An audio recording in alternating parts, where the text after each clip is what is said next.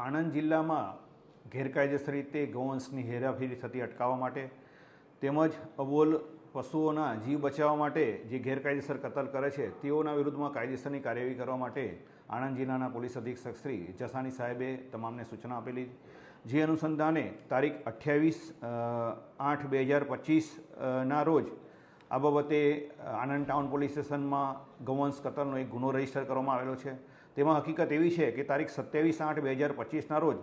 રાત્રિના 9 વાગ્યાના સુમારે Anand town police સ્ટેશનમાં ફરજ બજાવતા જયદીપસિંહ અરવિંદસિંહને બાતમી હકીકત મળેલ કે આણંદ ટાઉનના ખાટકીવાડમાં રહેતા અલ્તાફ મિયાં અનવર મિયાં કુરેશી તથા તેના નાના ભાઈ અશફાક મિયાં અનવર મિયાં કુરેશી બંને રહેવાસી ખાટકીવાડ નાઓએ પોતાના ઘરે પોતાના કબજાના ભોગવટાની ઓરડીમાં ગૌવંશ કતલ કરવા માટે લાવેલા છે। જે અનુસંધાને આણંદ ટાઉન પીઆઈ એસબી વીડી ઝાલા સાહેબ, પીએસઆઈ એસબી ઝાલા તથા ડિસ્ટાફના માણસો સાથે રેડ કરતા આ અલ્તાફ મિયાં અનવર મિયાં કુરેશી તથા તેના ભાઈની બંધ ઓરડીમાંથી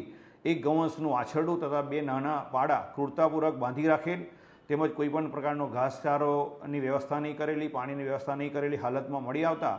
અને તે જગ્યાએ ટૂંકા દોરડા તેમજ મોટા છરા, નાની મોટી છરીઓ, ઇલેક્ટ્રિક હૂક સાથેનો સ્પ્રિંગ, વજન કાંટો, નાના મોટા દોરડા મળી જે ગૌવંશ કતલ માટે અને તેના વેચાણ માટે જે વસ્તુઓ વપરાય છે તે તમામ સાધનો સાથે મળી આવતા આ બંને ઇસમોના વિરુદ્ધમાં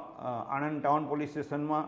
પ્રાણી ક્રૂરતા અધિનિયમ અંગે ગુનો રજીસ્ટર કરવામાં આવેલો છે। આ બંને આરોપીઓને નામદાર કોર્ટમાં રજૂ કરી રિમાન્ડની માગણી કરતા દિન 1ના પોલીસ કસ્ટડી રિમાન્ડ મેળવવામાં આવેલા હતા। આ ગુનાની તપાસ પીએસઆઈ એસબી ઝાલાએ કરી આ ગુનામાં ગૌવંશ આપનાર ટીનાભાઈ ઉર્ફે ટીકાભાઈ દેવીપૂજક રહેવાસી દેહમી તાલુકો બોરસદ તથા પાડા આપનાર ભૈલુ દેવીપૂજક રહેવાસી બોરિયાવી તાલુકો આણંદ તેમજ જે ગૌવંશની હેરાફેરી થાય છે તે રિક્ષાના માલિક સમીરભાઈ સિરાજભાઈ વોરા તથા આ ગૌવંશની કતલમાં મદદગારી કરનાર ઇરફાન રહેવાસી આણંદ નાઓની આ ગુનામાં સંડોવણી જણાઈ આવે છે અને તેઓને અટક કરવાની તજવીજ હાથ ધરેલ છે।